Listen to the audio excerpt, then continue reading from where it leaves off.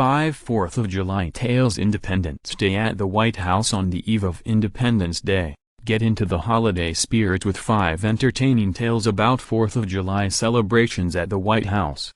Fireworks explode over the White House on July 4, 2009. Brendan Hoffman. In 1801, President Thomas Jefferson served punch to the public on Independence Day. Americans have been celebrating Independence Day on July 4 since 1777, but an official event at the White House wasn't held until 1801, when President Thomas Jefferson threw wide the mansion's doors. According to the White House Historical Association, Jefferson held a public open house at which bowls of punch and plates of sweets were served to anyone who ventured inside. Continuing Jefferson's tradition, today's 4th of July celebrations at his personal residence, Monticello, also are open to the public. Since 1963, these events have included a naturalization ceremony at which as many as 3,000 people take the oath of citizenship. New U.S. citizens are naturalized at Monticello on July 4, 2005. Credit: Visions of America,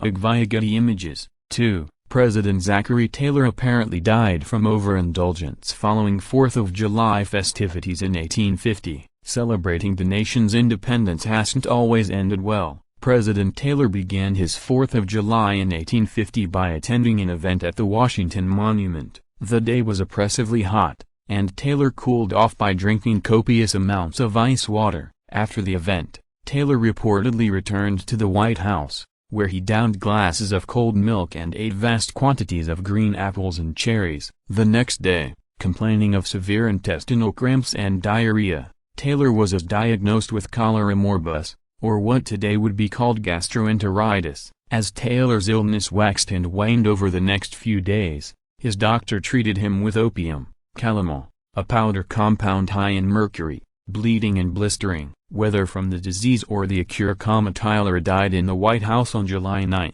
3. Forget the traditional barbecue. President John Tyler celebrated with turtle soup. At the White House last year, President Barack Obama honored members of the armed forces with a traditional 4th of July barbecue featuring hamburgers, hot dogs, corn and watermelon. The menu was slightly different 170 years earlier. President John Tyler loved turtle soup so much that he served it at an Independence Day dinner in 1841. Supposedly, a 300-pound turtle from Key West, Florida, which Tyler had received as a gift, found its way into the tureen. Such behavior would get Tyler in hot water today. Harvesting sea turtles is illegal. President Ford rings the bicentennial bell in New York Harbor on July 4, 1776. Ron Galella, Wire Image. 4. In 1961, President Kennedy eschewed an Independence Day celebration in order to deal with foreign affairs. Cold War tensions ran high throughout 1961. In order to stop the flight of refugees from East Germany to West,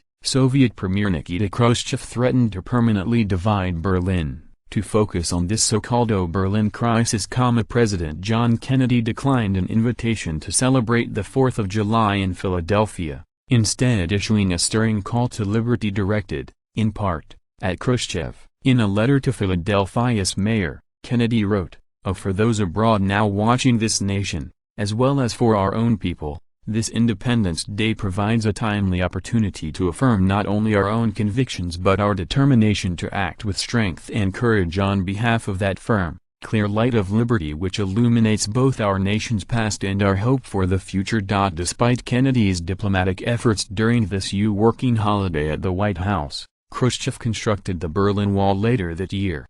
5. For the United States bicentennial, President Ford celebrated all over the place but not at the White House. In 1976, as the nation commemorated the 200th anniversary of its independence, the White House remained surprisingly quiet. President Gerald Ford, on the other hand, spent a hectic day attending events up and down the eastern seaboard. According to his official diary, Ford's July 4th started at 6:52 a.m. when he and his daughter Susan attended church. The duo, at times accompanied by the First Lady, subsequently took part in about 10 events, from touring a wagon train encampment at Valley Forge to ringing the bicentennial bell on the deck of the USS Forrestal, anchored in New York Harbor. More than 12 hours after his day began, Ford enjoyed a quiet dinner at the White House with his wife before watching the national fireworks display at the Washington Monument grounds. He finally retired at 11:43 p.m. for a well-deserved rest. Access hundreds of hours of historical video,